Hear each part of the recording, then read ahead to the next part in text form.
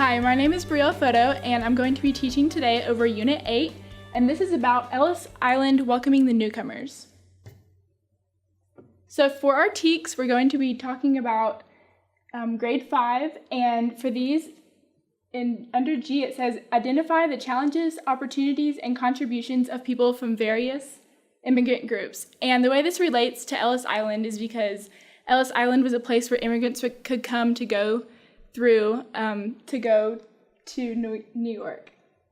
And our second TEK that I tied in was explain the significance of important landmarks, including the Statue of Liberty. And the reason I included this TEK is because Ellis Island in the chapter talked a little bit about the Statue of Liberty, and so I decided to implement this as well. And for our objectives, they are, I can list and describe at least 3 facts about Ellis Island, a receiving center for immigrants, and I can explain how the Statue of Liberty is related to the history of Ellis Island.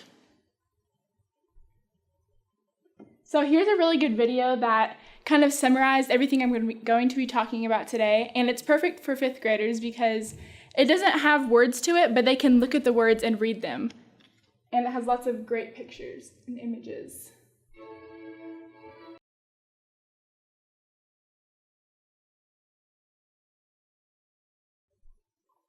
So that was just an overview of the topic we're going to be studying today.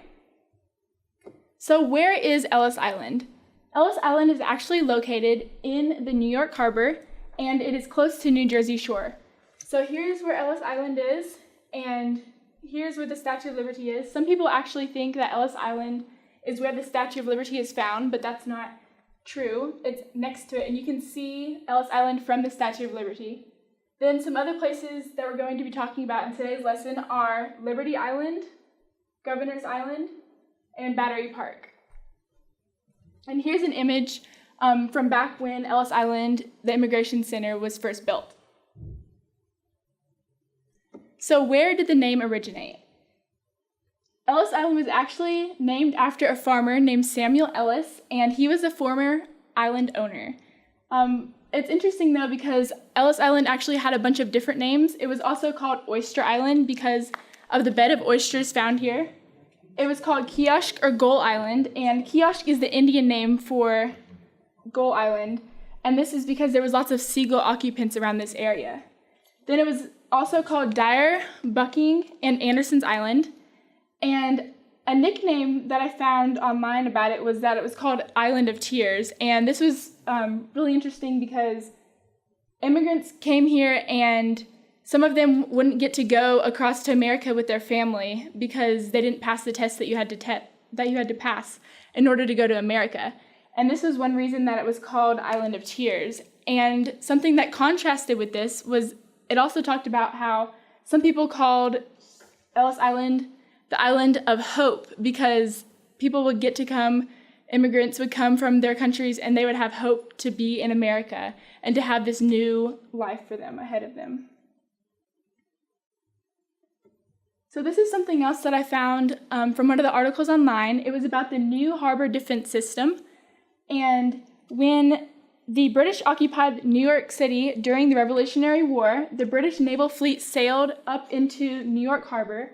So they sailed through this area right here, and the federal government didn't want this happening again, so they built coastal fortifications in this area, and to do this, they had to buy Ellis Island from New York City because at the time, the states were the people who owned the different islands.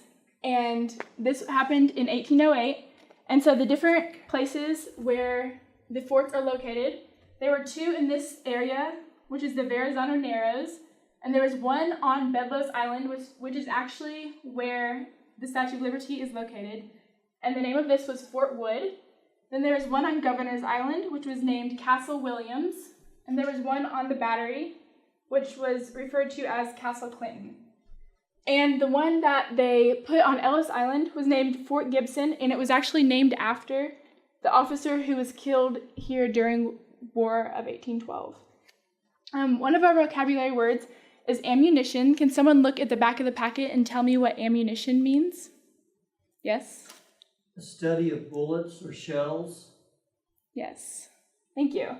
So after this was a place where all these forts were, it actually turned into an ammunition storehouse. So now we're going to be talking about the people who came through Ellis Island. In 1892, the first immigrant was processed here. Processed is another one of our vocabulary words. Who can tell me what process means? Yes? To deal with someone using an official procedure. Very good. So the first immigrant who was processed here was a 15-year-old named Annie Moore of Cork, Ireland, and the second and third people were her brothers. And this was an interesting fact to me because I would have thought that the first immigrants to come in would be adults, but they were actually kids, and so this is really cool for the fifth graders to relate to.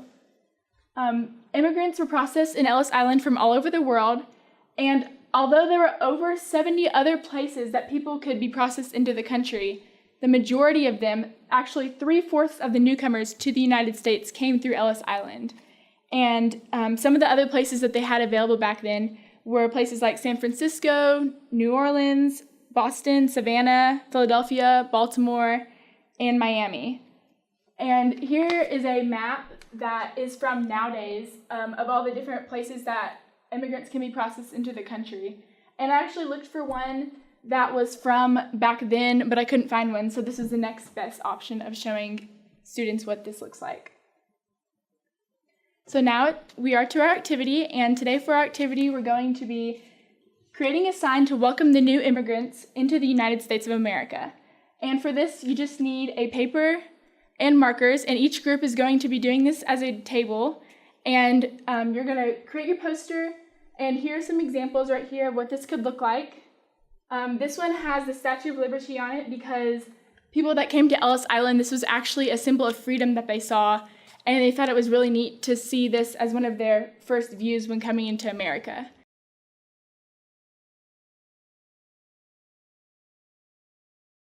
So what did Ellis Island look like? Ellis Island had a maze of iron pin fences inside of it, shown right here, and this kept the immigrants very orderly, and so everything went in a specific fashion. There were so many people here that they had to have everything in a tidy order. And H.G. Wells quoted this as the gates of America. When you came here, there were doctors and officials who tested and questioned the immigrants, and this was a part of the way to get into America. And there was also lots of questions that they were asked. And I actually found a list of questions online because I thought this would be something very interesting to learn about. And some of these questions were just like basic facts about themselves, and some other ones were questions about the history of America. So examples of these questions were things like, what colors were the flag? What colors were the American flag? And who was the first president of America? And other things like, who's the current president of America? Who ended slavery? And then there were things like, what's your name? How much money did you bring into America? And at first when I looked at this question, I thought that was kind of weird that they would ask that, but they don't want people coming into America who were just going to bring down society and not really have a place. They wanted people who were going to come over and make a name for themselves and do something in society. So arrival to Ellis Island. When people came over to Ellis Island, they were on a ship and they docked at either the Hudson River or the East River. And another name for the Hudson River is the North River. And so this is a picture of what the North River looked like. And this is the pier at the East River. Something else that I found online that wasn't in the book was it talked about how there was first, second, and third class citizens and how all these people were treated differently. And so the way this looked was that the first and second class citizens were humped together, and they passed through customs and entered the United States pretty easily. They weren't required to undergo the inspection process, and the only thing they did was when they came on to the ship from their country, they had a very fast inspection that they went through. And if someone was found to be very sick or they had legal issues, they were sent over to Ellis Island. And this is the place that the third-class citizens, or the steerage, were sent. And they were called steerage because this is the name for the lowest level of the ship, and this is where the control lines for the rudder ran, enabling the ship's steering. And the people from the steerage were treated very differently. They had to go to Ellis Island from the pier by ferry to get medical and legal inspections. And this Ellis Island was very crowded, unsanitary, and had very few supplies. And sometimes they even had to wait 2 weeks in their bunks, getting seasick, to be able to see if they could enter America. So some of the tests that they had done were done by the U.S. Public Health Safety Service and Bureau of Immigration, and these could last anywhere from 3 to 5 hours if they went well. These were conducted and sometimes called 6-second physicals because they got them done so fast. And if you didn't have anything like really visually wrong with you, then it would only take 6 seconds. But if the doctors saw something that they needed to point out, they actually made a mark with chalk on you, and these are some of the different symbols that they might write on you to signify that you needed to be looked at again. And by 1916, it was actually said that the doctors could just look at you to tell if something was wrong with you, and that would cause you to have a chalk mark on you. The ship's manifestation log was filled at the board, and this helped immigrants to get through faster. And so this could kind of be compared to like when you go to a doctor's office and they have different forms for you to fill out right when you're in the waiting room. There's just different basic questions about you, and the people had to fill these out before they came to Ellis Island to kind of quicken the process. This right here is a picture that is of a doctor checking a woman's eye, and I was looking for different pictures of what it would look like whenever the doctors were looking at immigrants, but the only images that I could find were actually of the people checking their eyes, so I guess this was something very important then. So this is where the teaks for the Statue of Liberty comes in. 1/3 of the immigrants who came to Ellis Island and went through to New York City actually stayed in this area. And there's an exhibit in the Statue of Liberty that opened in 1986 on the second floor of the statue pedestal, which is located about right here. And I actually found a video of what it looks like whenever you go into the Statue of Liberty and can see out on the harbor. And so I'm going to show you this now.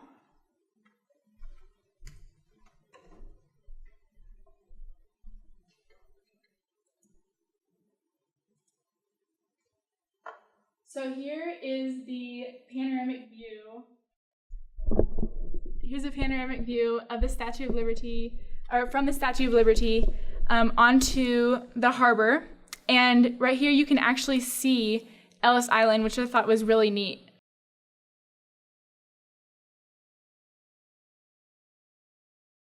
So in 1965, President Lyndon Johnson declared Ellis Island as a national monument as a part of the Statue of Liberty National Monument. And it was open to the public from 1976 to 1984, but in 1984 it actually closed down to undergo very large historic repairs, and this was a $160 million project.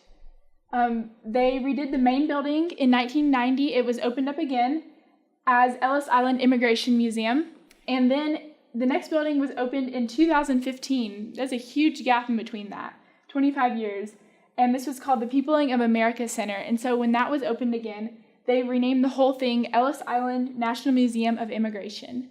And here's a image of the front of what the building looks like now. This place tells the entire story of what the American immigration looks like, and about 2 million people visit it per year. So this is a really cool place that you can go as a tourist.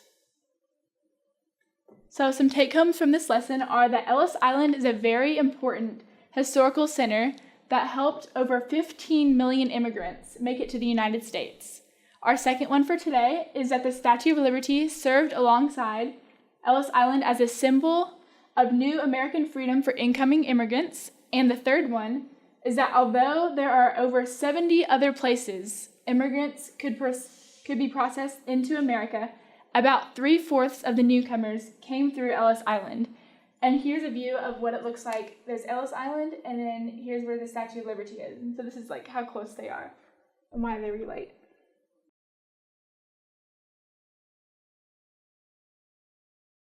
So we have 3 quiz questions at the back of your packet, so if you can turn there.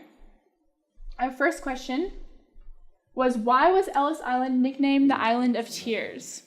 This is because many families were split and sent back to their homeland, and this is something that we talked about at the beginning of our presentation. The next question is, what was the main purpose for Ellis Island? Ellis Island was the receiving center for immigrants headed for the New York City port, and this is how it related to our TEK at the beginning about immigrants. And our last one for today is, list one way the first and second class immigrants were treated differently than the third class. And this is actually a question that can have lots of different answers, but the one that I chose was the first and second class were not required to undergo the inspection process, but the third class were required before they could enter the United States. So that's all about Ellis Island.